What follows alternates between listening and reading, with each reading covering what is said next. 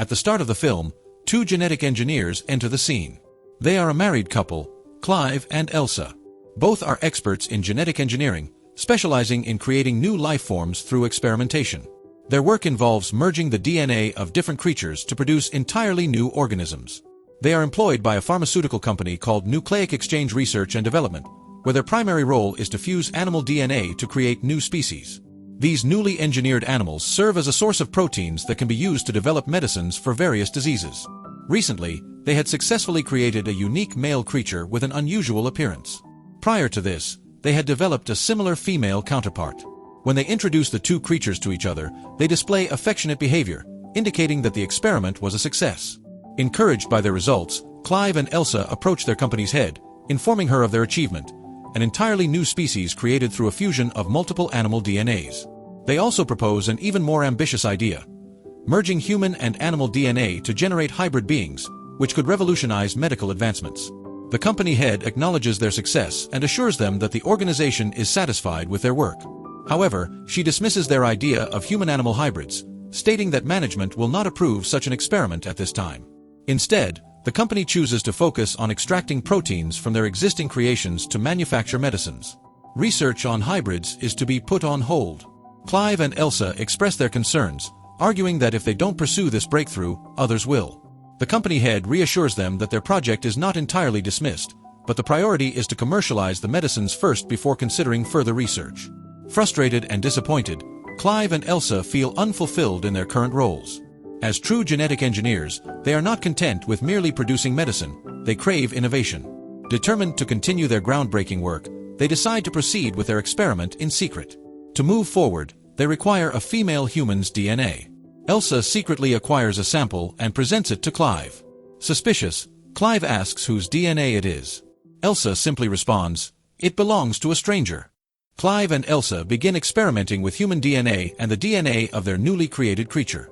Despite their relentless efforts, they fail repeatedly, leading to frustration and concern. One day, Elsa brings another DNA sample, claiming it to be the perfect match. Confident in its potential, they decide to proceed with their experiment once again. After much struggle, they finally see progress. The human and animal DNA successfully merge, forming a unique hybrid DNA. At this point, Clive becomes hesitant. Aware that their research is illegal, he wants to abandon it. However, Elsa is determined to continue, convinced that their work is groundbreaking. Without hesitation, she takes the DNA to the laboratory.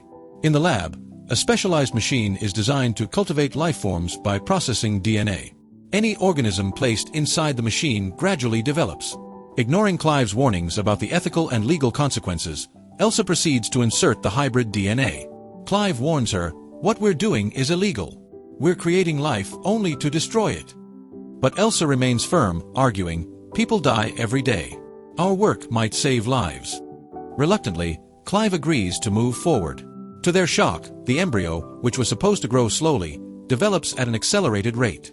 By evening, an alarm in the lab sounds, signaling that the creature has fully matured and is ready to emerge. When they open the machine, they find a bizarre-looking entity. Clive is immediately alarmed and insists on destroying it. But Elsa urges him to wait, believing that they might have created the perfect hybrid. Clive remains unconvinced. As they return to examine the creature, they are surprised to find it lifeless. Assuming it has died on its own, Clive leaves.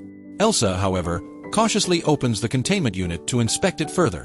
To her horror, she discovers that what remains inside is only an empty shed skin. The creature has already escaped and is somewhere in the lab. Moments later, the mysterious being is revealed. It stands on two legs, appearing more humanoid than they expected. Clive, panicking, urges Elsa, "Get out now. I'm releasing the toxic gas." But Elsa refuses, trying to communicate with the creature. "I won't hurt you. Don't be afraid." Hearing her soothing words, the creature approaches Elsa without hostility. However, Clive suddenly moves behind it, gripping a rod. Sensing the threat, the creature becomes agitated and aggressive. Realizing the danger, Clive and Elsa flee. Clive insists, "I have to release the toxic gas. I won't let this thing live." But Elsa objects, saying, "We're only going to sedate it. I need to study my creation." They manage to render the creature unconscious and begin their examination. To their surprise, they discover that it is female. Furthermore, it is growing at an incredibly rapid pace. Based on its accelerated development, they realize one shocking truth: its lifespan is limited. One day, after reaching full maturity, it will inevitably die. The creature's rapid growth made it clear its lifespan was short. As it continued to develop, its limbs became stronger, its mind sharpened, and its intelligence expanded. Meanwhile, Elsa grew emotionally attached to it, treating it almost like a child. She fed it, nurtured it, and taught it various skills. One day, Elsa handed the creature a set of alphabet toys and said, "Arrange these letters to spell my name." However, instead of spelling Elsa, the creature formed the word nerd, the abbreviation of their company's name, which it had observed on Elsa's shirt. Elsa was thrilled by this breakthrough. It understood letters and patterns. This confirmed its growing intelligence. Clive, however, never liked the creature. When he walked in and saw it out in the open, he snapped, "Who let it out? Put it back inside. And cover that tail." The creature, in fact, had a long, unusual tail. Elsa, protective as ever, scolded Clive, "Stop calling it an animal." "Then what should I call it?" Clive asked. Elsa smiled and said, "Call it Dren. It's spelled nerd. If you reverse it, you get Dren." One day, Clive's brother accidentally caught a glimpse of Dren, uncovering their secret experiment. Realizing they could no longer keep Dren in the lab, they relocated it to an abandoned farmhouse. Meanwhile, Clive and Elsa had to prepare a presentation for the company's head. The focus was on the creatures they had originally engineered. However, during the live demonstration, the two creatures unexpectedly turned violent, attacking each other. In the brutal fight, both creatures ended up killing each other. Shocked and disheartened, Clive and Elsa sought answers. They soon discovered the reason behind the fight. The female creature had spontaneously changed its gender to male. This was a genetic trait inherited from the animal DNA used in its creation. Certain species in nature are capable of changing their sex under specific conditions. Unfortunately, Clive and Elsa had been so consumed with their work on Dren that they failed to notice this transformation in time. Meanwhile, Dren continued to grow, both physically and mentally. Elsa, still treating it as a child, taught it various things, showering it with affection. One day, however, Dren escaped into the forest. When Clive and Elsa finally tracked it down, they were horrified. It had hunted and eaten a hare. This was the first clear sign of its predatory instincts. Worried, they brought it back home. Later, when Elsa tried to feed Dren, it refused the meal and instead used its alphabet tiles to spell out a word, tedious. Though Dren did not speak, this was its way of expressing frustration. It was bored of being confined. Suddenly, it ripped through the roof and climbed outside. Alarmed, Elsa and Clive rushed after it. To their shock, Dren had grown wings and was preparing to fly. Desperate, Clive called out, "Stop! We care about you. We need you. Stay with us." Hearing this, Dren hesitated. Slowly, its wings folded back into its body. It was clear now, Dren wasn't just growing physically. It was becoming smarter, more self-aware, and more dangerous. Dren had begun to understand the world around it, differentiating between right and wrong.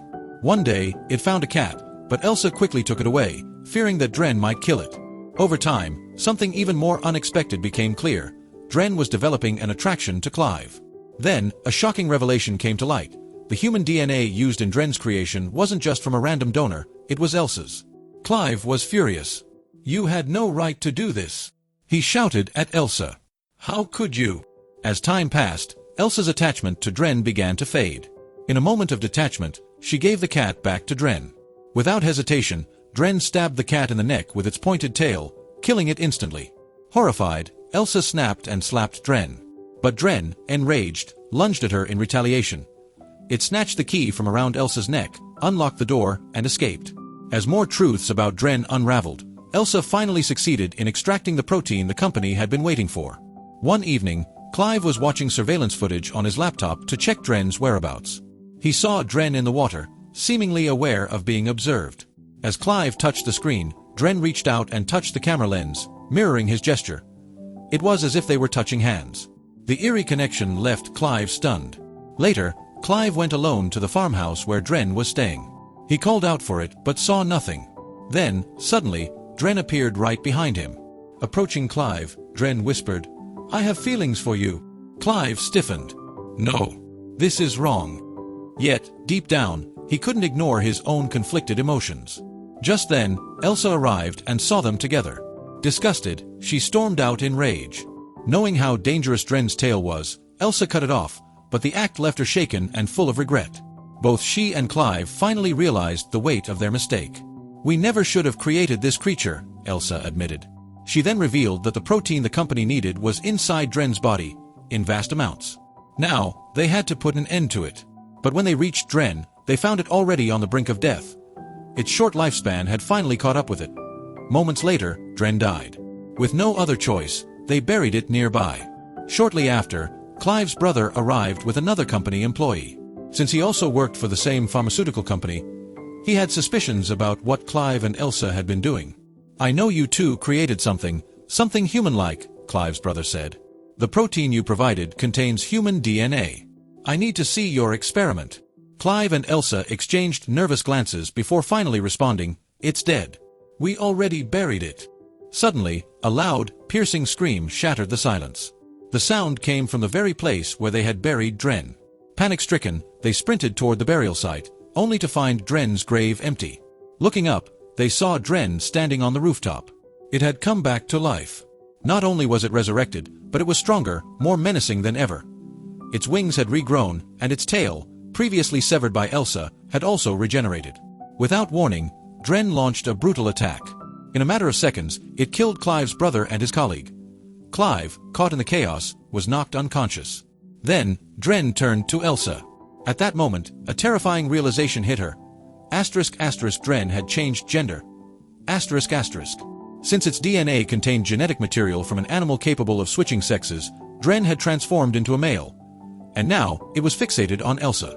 As it advanced toward her, Clive, regaining some strength, stabbed Dren from behind with a sharp piece of wood. Dren recoiled in pain, momentarily releasing Elsa. But instead of retreating, it yanked the wood from its body and turned its fury on Clive. Elsa, desperate, hurled a heavy stone at Dren. She struck it again, then suddenly hesitated. Were they really about to destroy the very thing they had created? A chilling thought crossed Elsa's mind. Dren carried her DNA. But before she could act, Dren seized the moment, and fatally struck Clive with its lethal tail. Watching her husband die before her eyes, Elsa's hesitation vanished. She grabbed another stone and delivered the final blow. At last, Dren was dead. Sometime later, Elsa sat across from the head of the company. Her expression was unreadable. She was pregnant. The truth was undeniable. Dren had left something behind. The company's head spoke calmly, almost too casually. The protein you provided has been incredibly valuable to us. The company wants to continue this research. Then, looking at Elsa's stomach, she added, "And your child will be the key to that future." Elsa had lost so much: her husband, her creation, and even her own sense of control. But now, with the company offering a massive payment in exchange for her continued work, she was faced with an impossible decision. As a genetic engineer, she had spent her life pushing the boundaries of science. Now, reluctantly, she would become the experiment. The movie ends.